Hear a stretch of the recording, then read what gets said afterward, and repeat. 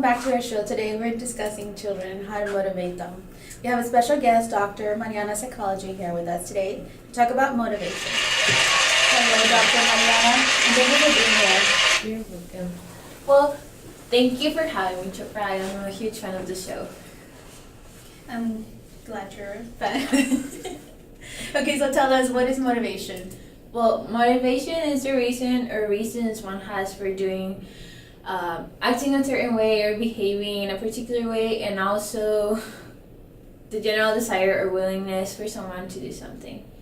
Interesting. And are children born motivated to do certain things, or is this something that they learn from their parents? Well, children naturally have intrinsic motivation when they're born. And what is intrinsic motivation? Well, intrinsic motivation is the desire to engage in an activity because you enjoy it or find it interesting, not because of an external reward or pressure. So it is something someone does, like read a book, because it is interesting to them. Exactly. And being intrinsically motivated is important for children to be able to grow into adults that are good contributing in our society. Right, I understand, so that they can motivate themselves to do what needs to be done every day, like going to work, taking care of the dog, and so on. Yes, but also being able to develop a good study habits to do their homework, and they can again eventually get that job and afford the dog food that they need. So what happens if they don't? There are certain ways that we can make a young child do the things. We can extrinsically motivate him or her so that they can read a book or do their math problems faster. And what is that? What is extrinsic motivation? Well, extrinsic motivation is the desire to engage in an activity because of external rewards or pressure. It's not just because you enjoy it or are actually interested in the activity. Oh, I see. Like when I go running in the morning and then reward myself with a donut. Sure. But in that case, I'm not sure about the impact your workout is having. But anyway, an individual who needs external motivation may be able to achieve goals set by others, to follow instructions, and to succeed with significant amount of outside structure. However, if they do not also have some level of intrinsic motivation, then they may be unable to set and achieve personal goals for which no external force is present. In other words, even if they do well in a structured work situation, they may have trouble following through with self-improvement goals, such as losing weight or increasing exercise. Yes, and so we set to find new ways to help children motivate themselves in order to create a lifelong ability to motivate themselves to accomplish personal goals.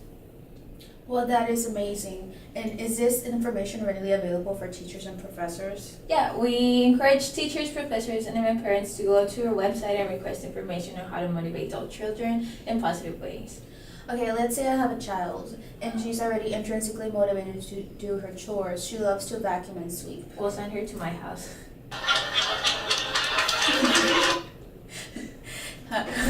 So can I possibly motivate her more by giving her an allowance to do her chores? I would not think that's a good idea. This would create a situation where she would think that she's only doing that activity in order to get a reward, and this is called the overjustification effect. The overjustification effect? Yes, the overjustification effect is the tendency for people to view their behavior as caused by compelling extrinsic reasons, making them underestimate the extent to which it was caused by intrinsic reasons. So she would question why she began doing the chores.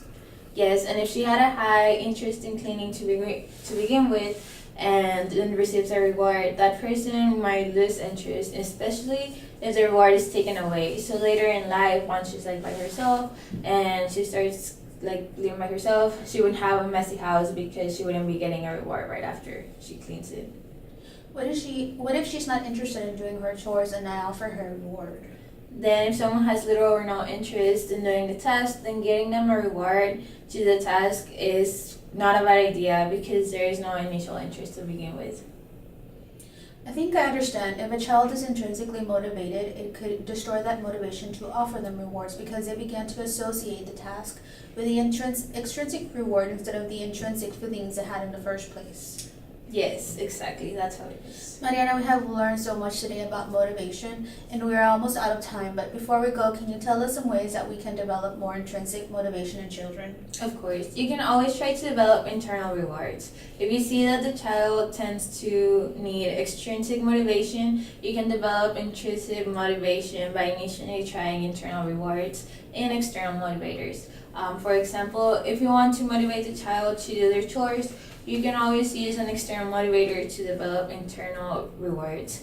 As they start to clean due to the external reward, focus on how good their room looks and focus on the idea that they have more room to play due to the effort they're making. Identify specific changes they have implemented and give them credit for following through with these things.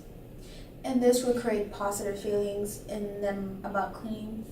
Yeah, and you can also give them specific positive feedback. Be specific with positive feedback that you give the child. Many people who need extrinsic motivations tend to lack in providing themselves with feedback.